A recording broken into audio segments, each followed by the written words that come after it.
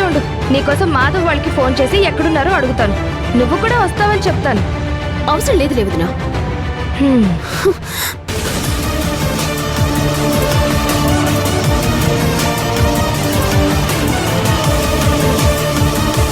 మహా, road number 4లో ఉన్న గుడి రీమోడల్ చేస్తూ చాలా రోజుల నుంచి మూసేస్తుంది కదా.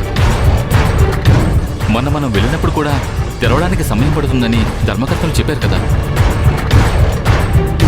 అది నీకు తెలిసి కూడా ఎందుకు అలేఖ్యకి అబద్ధం చెప్పావు? పాపకి బాలేదు అనే కంగారులో భూమి సుహాసిని వాళ్ళుంటే అలేఖ్య అక్కడికి ఎందుకండి? అసలే సుహాసినికి పాప అంటే ఎంత ప్రాణమో మీకు తెలుసు కదా. పాపకి బాలేదని తెలిసి సుహాసిని ఖచ్చితంగా ఎమోషనల్ అయ్యి పాప దగ్గర ఉంటూ సేవలు చేస్తూ ఉండుంటుంది. అలాంటి సమయంలో అలేఖ్య అక్కడికి వెళ్తే లేనిపోని సమస్యలన్నీ మొదలవుతాయి. పైగా అక్కడికి వెళ్ళిన అలేఖ్య ఊరుకుంటుందా? నోటికి ఏదొస్తే అది మాట్లాడుతుంది.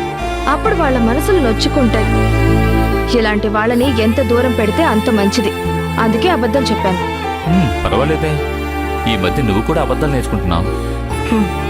అలేఖ్య లాంటి వాళ్ళని దారిలో పెట్టాలంటే కొన్నిసార్లు అబద్ధాలే చెప్పాలండి, తప్పదు.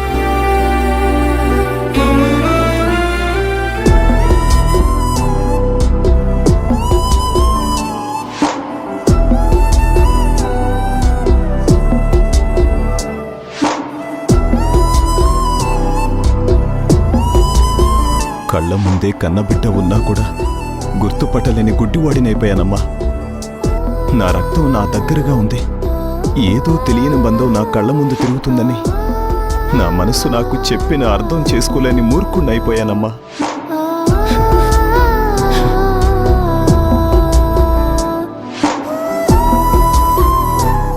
అన్నయ్య, పాపకిప్పుడే ఏ విషయం చెప్పొద్దన్నయ్య. ఏం మాట్లాడుతున్నావురా? నా కూతురని తెలియక ఇన్ని రోజులు పాపకు దూరంగా ఉన్నాను. తెలిసిన తర్వాత కూడా నేనే మీ నాన్నని చెప్పకుండా ఎలా ఉండమంటావు? నా కూతురని నాకు తెలిసిన తర్వాత కూడా ప్రేమగా దగ్గరికి తీసుకోకుండా ఎలా ఉండమంటావు? ఇంతకాలం దూరం చేసుకున్నాను, సరిపోదా? ఇంకెంతకాలం ఈ నరకం అనుభవించాలరా?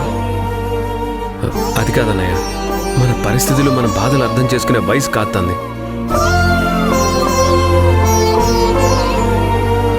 బిడ్డను ఎలాగైనా ఇంటికి తీసుకురావాలనే ఒకే ఒక్క ఆలోచనతో తనకి నేనే తండ్రిని చెప్పాల్సి వచ్చింది.